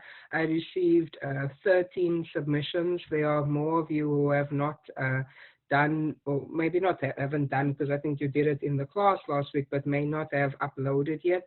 Remember, I said I'm being a little bit more flexible with deadlines before spring break, because I know everybody's still just trying to get their ducks in a row here. So please, if you have already finished this work, but you forgot to upload it, you have to go to assignments and due dates and actually just go and upload it over here in the space provided. So it was due on Sunday. I sent out reminders last week. I sent a reminder on Friday, then another one on Sunday. Please do that for, not just for, I mean, obviously for your own purposes, because it's research for you about your career, but also for mine, because I went through all of them and it really helped to give me an idea of what people are aiming for, which helps me to know how best to advise you and how best to direct you. This is information that I wouldn't have any other way. If we were in class, I would be able to walk past your desk and see, you know, what you're thinking in terms of your careers and so on, and how I can help you. But right now I actually need that information to see, you know, transfer schools, to be able to figure out, you know, how best to direct people so that they can be as successful as possible. So again, if you haven't submitted your version of this document from last week's class, please do so as soon as possible. The next thing that I'll say is, you know, this is all the stuff for today, which looks really daunting, but you're probably really only going to be focusing on the first two. The first one we already did, the advisement kickoff quiz. I'm going to show you now what we call the degree plan worksheet, which is the document that I'm going to ask you after we've gone over, you know, all of the requirements and so on for the degree. I'm asking you to fill out. It's a very simple kind of plain document. All it's asking for is, you know, for each semester that you're still going to be at LaGuardia, which classes are you thinking of taking? So this should be starting, we're in spring, right? So this should be starting for, you know, fall 1, 2020, and then you're going to move on to fall 2, right, 2020, and let's just say for fall 1, you're planning to take Principles of Accounting 2, so you're going to put in there that that's, you know, you can also write the course name if you want to. It helps me though if you put the code, so most of the time I recognize the code more so than the name. How many credits is that? You can look on your degree works and you see it's 3. Is it going to be part of your required core, your flexible core, your program core? This one is part of your program core. Then you might say, I was also thinking, like how Andal was thinking of taking chemistry, so that's a SCC 101, or just write chemistry. It's also 3 credits, but this is part of the required core. And so you're going to go and fill this out until you get to the end and you've actually done, I mean, you don't have to use all these. I just put as many boxes as necessary, especially for people that just started. And basically in the end, you're going to say, okay, I've definitely planned out 60 credits because I already took 17. Now I added 43. When do I expect to graduate? I expect to graduate. I'm just making up stuff, but I expect to graduate in spring 2021. If that's, you know, the case. So by, I was aiming to get this from you sooner, but I think people still need some time to process. So this is what's going to happen. I'm showing you this now. I'm going to go over a few more things. In the studio hour on Thursday, I'll instruct Jessica that you guys should have extra time to do more research on, you know, which courses you want to take, and then I'll send out proper information. But I think after Tuesday's class, which will be our last class before spring break, right, Tuesday the 7th of April, you can submit it to me then.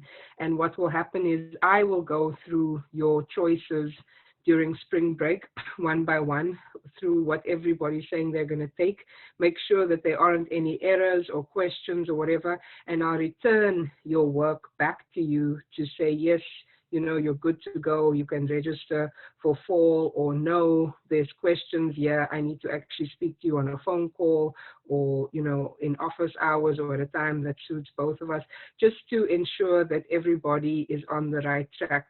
My paralegal, Alexis and Anastasia, travel tourism, you guys will also make your choices, but I just want to give you a heads up that not every course is always offered in every semester for your majors. So what we'll do is you make your choices, but then we will match them up against whether those courses are available. I had asked our admins for the list of courses that are offered in the fall, but it hasn't been finalized yet because they haven't actually finalized all the courses that will be available to register on April the 23rd. Does everybody, not that everybody, does anybody have a question about this document and what I was demonstrating here?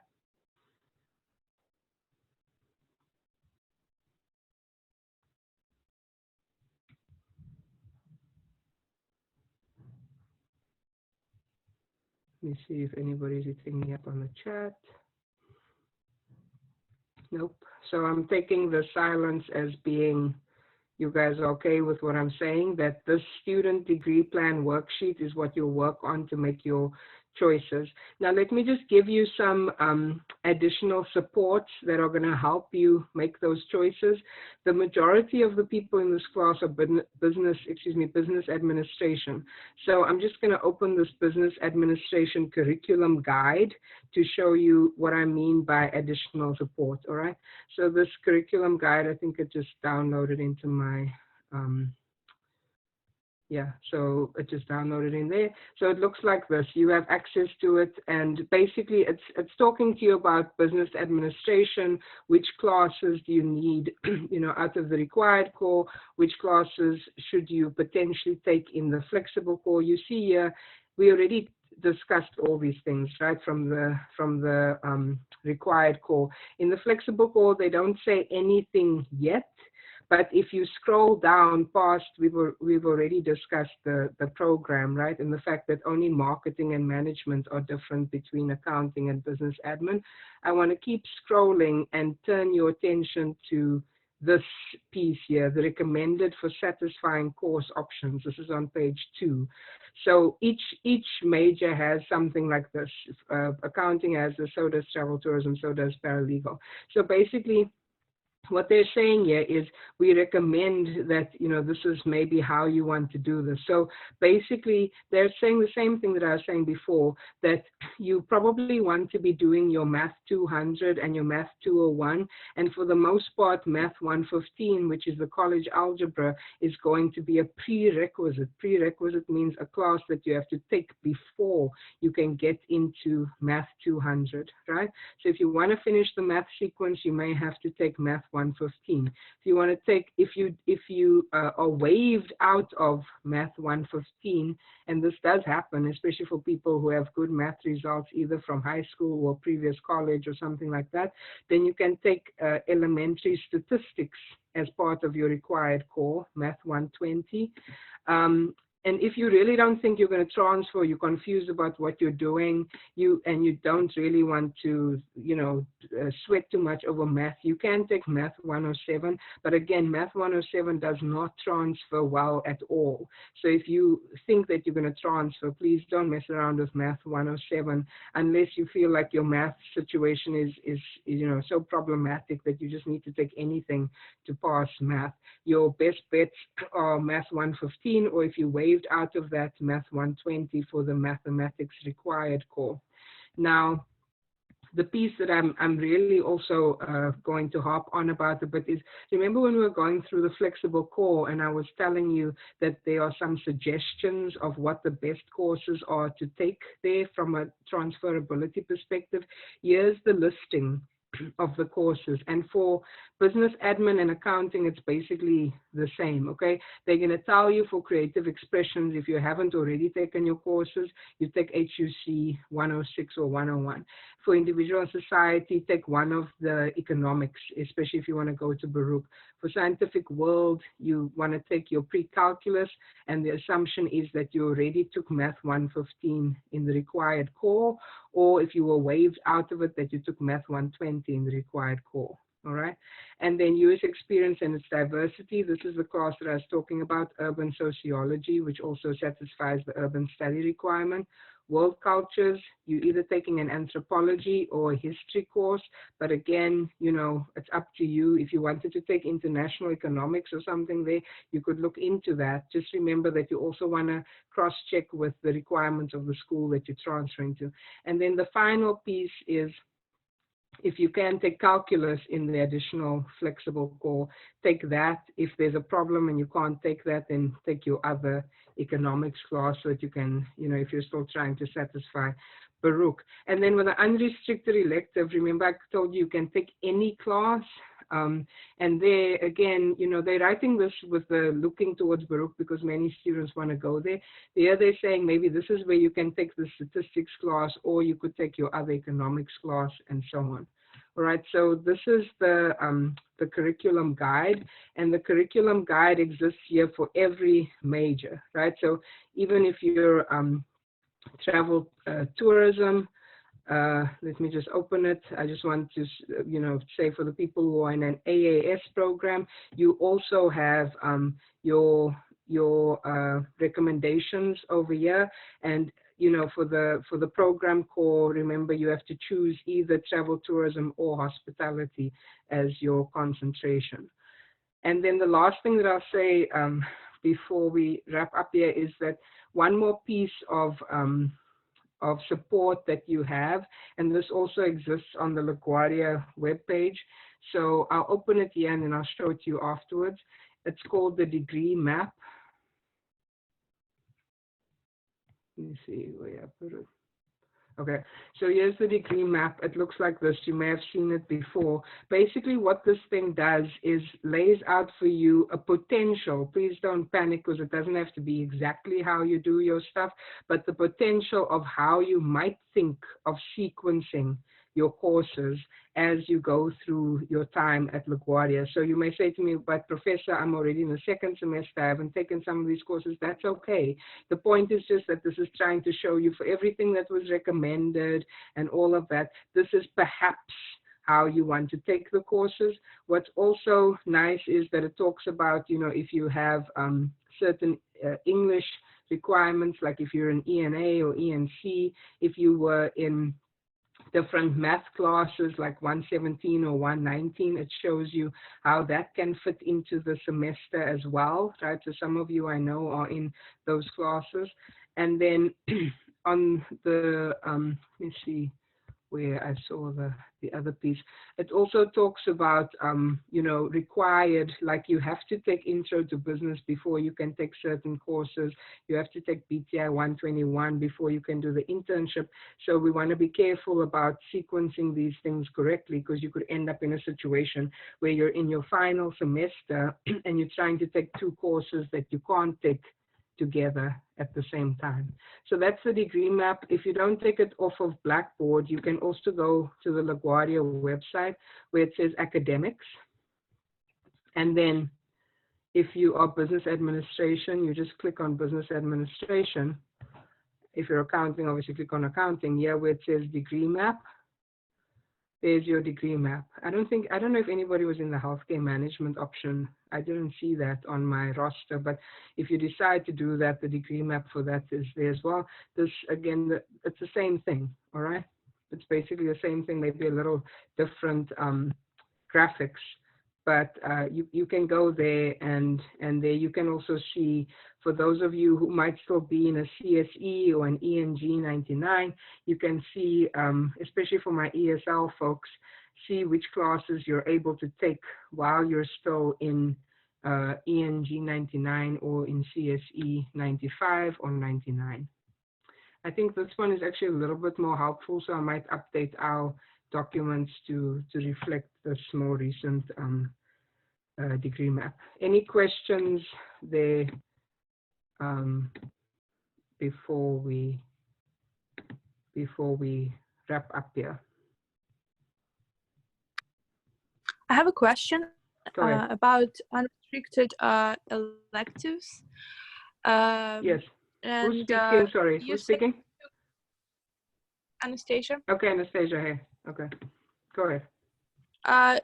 It says 2 credits. Is Yeah. it like when you are missing 2 credits, when you don't have enough to 60 credits, or it's required to take this unrestricted No, it's electives? required, because if you don't take the something in that unrestricted elective like bucket, then you end up only having 28 credits for your program core. Unless you so it's like, unless you're like a transfer student and you had another class from somewhere that can fit in there, or some, like, maybe there's on a situation specific basis you might be able to say, oh, but I took this other class that actually isn't being counted towards my degree, but now it can go as an unrestricted elective. But to be clear, if you don't take the 2 credit unrestricted elective, you'll be short. okay, I understand. Okay. So, yeah, so with that, since you're travel tourism, you may think about doing another travel tourism course or something else that's going to help you. Do you know where you want to transfer to yet? Are you thinking about City College or what? Yeah, I had it in my mind, but because it's a little bit too far from now, I will still like reconsider. But I will try to count how many credits I will get from program core, because yes, I was transferred and I have like 21 now, and I'm taking 11 this semester. So if I count, and I will see that I will actually make 60, that makes that I mean, does it mean that I will not have to take it like a require? Like if I will make 60, I don't have to take it, right? So then what you need to just do is come to me, or like next semester when all these things are done, come to someone in the department. You can speak to me, but I can also direct you to people who are allowed to substitute and waive and so on. We may be able to help you if you already did 32 credits.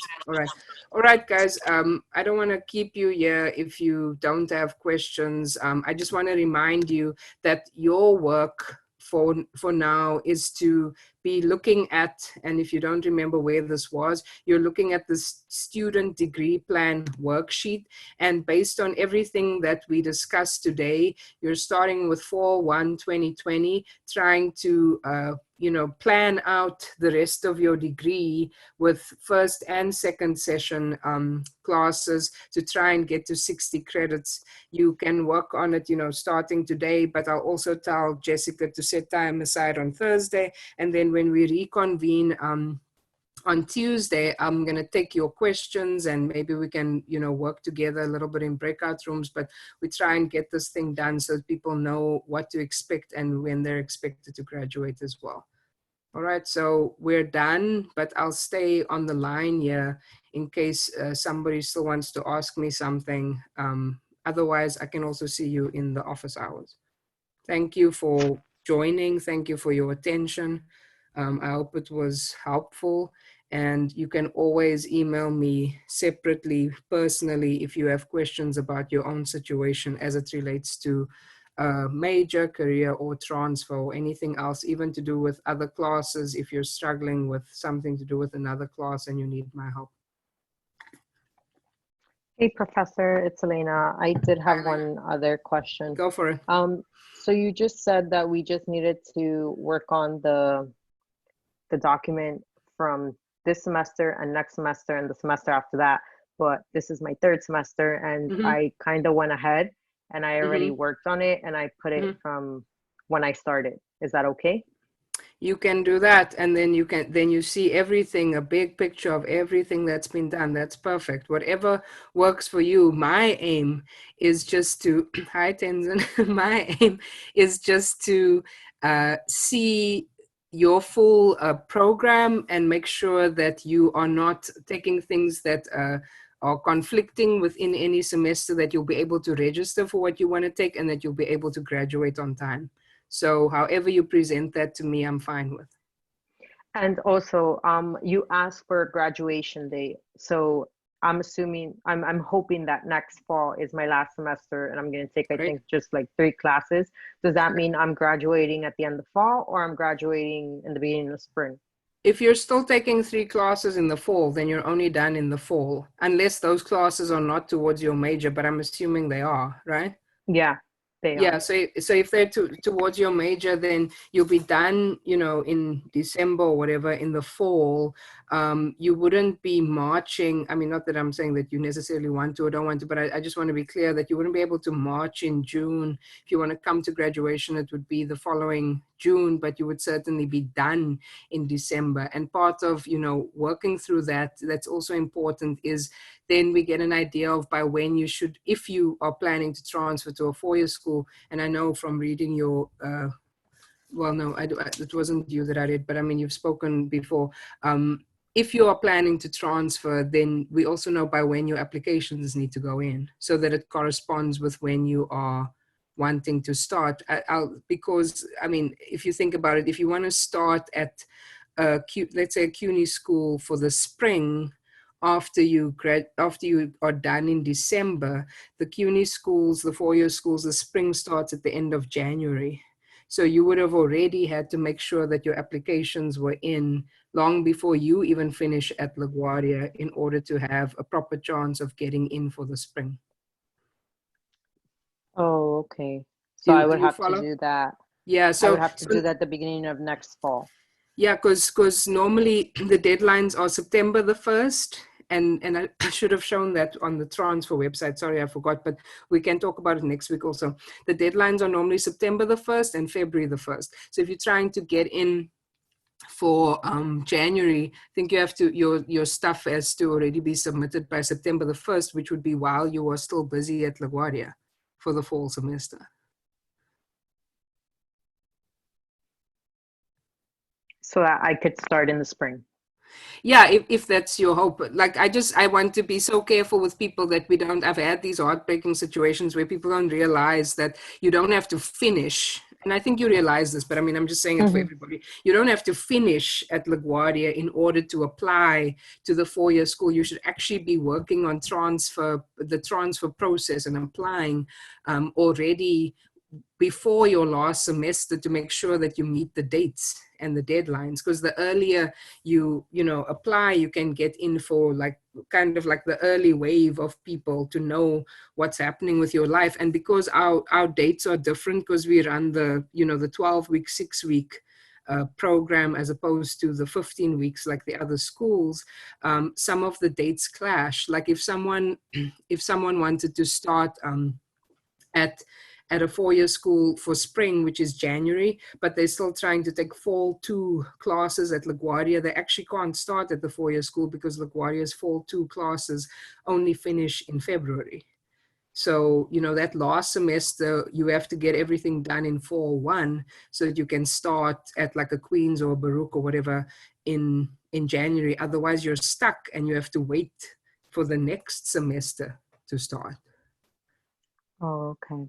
Yeah, so we we can talk more, but when I see what you're saying, like when you submit that document to me and I see you're saying I'm finishing fall 2020, then that immediately lets me know, okay, so and I didn't get your majors document. I'm sure you'll still submit it to me because I'd like to know where you want to transfer and so on, because then it will help me to say to you, okay, Elena, so you're finishing fall 2020, you want to go to NYU or whatever, what's the dates there, make sure everything is in, when are you going to go to the transfer office, etc. Okay. All right. Yes, I still need to submit it. I haven't done so, but I need to submit that. And like I said, I started working on the document that you posted for today, and I should be giving that to you soon. Yeah, and I mean, I know it's crazy time, so please understand that I'm not trying to put you on the spot. It's just going to help me No, not at all. get the full picture. Yeah, so whenever I get that, you just then we can really strategize and make sure that you're on track, and even for me to make sure that those last 3 classes that you're taking, that everything makes sense there and so on, that you are registered for intent to graduate, which is another like random thing that has to happen that people sometimes forget. It's not a class, but it is like a code that you have to register for in your last semester to notify the registrar that you think you are ready to graduate, which then prompts them to look through your entire transcript to make sure that you are in fact going to graduate. So those are the types of like small things that, you know, that we need to make sure actually appear on your plan so that there isn't any kind of, you know, disruption at the end where you're suddenly running around trying to make sure that you can actually graduate. Okay, well, thank you, Professor, and You're sorry for welcome. holding everybody. No, there's no need to apologize. This is exactly why I'm here. People are not on because they think that they need to be on. People are on because they also have questions. So don't worry. They probably have the same questions. Don't worry about it. All right, Okay? Okay, dokes. thank you. Have a great Talk day. soon. You too. Anybody else want to ask me anything? I'm still here. Yeah, this is Hi, Tanisha. hi. It's like a academic advice I kind of need right now. Yes. I have 4 classes that I'm taking, Mm-hmm.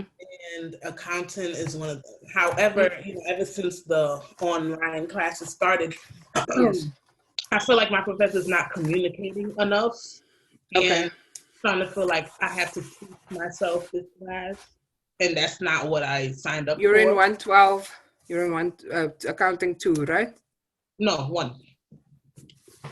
Oh, I'm sorry. I'm looking at the wrong place. You're in 1. Okay. Okay. So go ahead. Continue. So I'm just please. kind of like, I don't want to drop the class, but I feel like I don't know what to do at this point. Because it's like, even when we email him, he doesn't respond. And it's Is the like, professor having any type of class, really. like online, real time, whatever? Nothing. Nothing. He tells us, okay, this homework is due this date, and that's that. So I'm Okay. kind of So you know, don't worry about snitching. It's not going to come from you. I just want to know because I'm an accounting professor and I've already had to like tutor people and stuff because professors are not responding. And my boss basically said to me, obviously we don't expose the student, but if we run into this, it's his duty to check up. So I mean, you can. I don't know. Are you okay to say it, or would you rather email me the name? I don't. I mean, what's his name? I think it's Apaya. Oh, okay. Yeah, I'm shocked by that because John. I have the same professor as well. And you're having a difficulty with Professor Pia? He's just informing us through email that he wants, I think, through Wisely Plus, I believe. Wiley Plus, yeah. Yeah, I'm very disappointed to hear this because Professor Pia is actually a fantastic professor. But John I guess, Pia, right? yeah, I know. Yeah. I guess in person, and now this online distance thing is probably not working so well.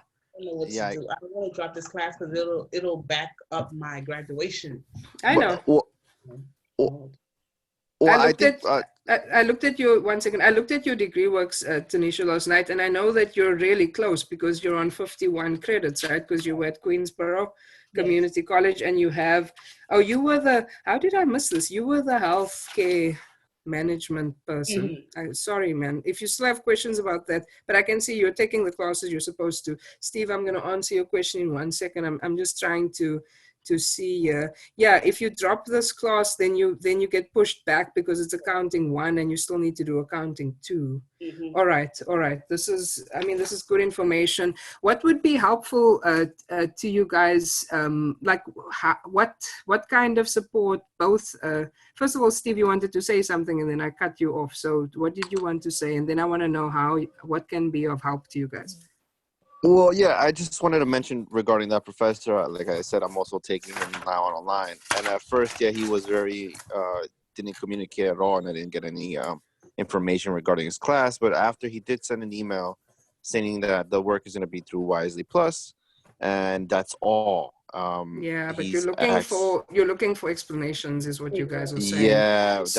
Yeah, that's all he asked for us, and that's all I'm completing on my behalf, assignment week by week. But I don't. But it's a problem because now you're self-teaching, and if that's not what you signed up for. Exactly. Oh gosh, and I used to teach accounting 1 a lot, but the only video I have online is just transaction analysis. It's not. I don't even have. I'm trying to think if I have anything else that I can provide you guys with support. I know Wiley has some videos. I mean, I'm just trying to think of workarounds. I'm still going to try to address this problem. Have you guys looked? Sometimes they have like chapter walkthroughs, solution walkthroughs, things like that. No, yeah, definitely. Wiley has, I believe, like a couple of things to, get you through the assignments. But my curiosity is just like, is that all I have to need to do for that class now, or just complete Man, those? the problem, yeah, no, this is the issue, is that the college itself, I mean, let me put it this way, I'm basically doing probably more than I'm supposed to, because the college has not mandated that professors have to do online real-time lectures, nor have they mandated that you have to record anything to, to present to students if you don't meet them in real time. They've almost, I mean, in a way, it's been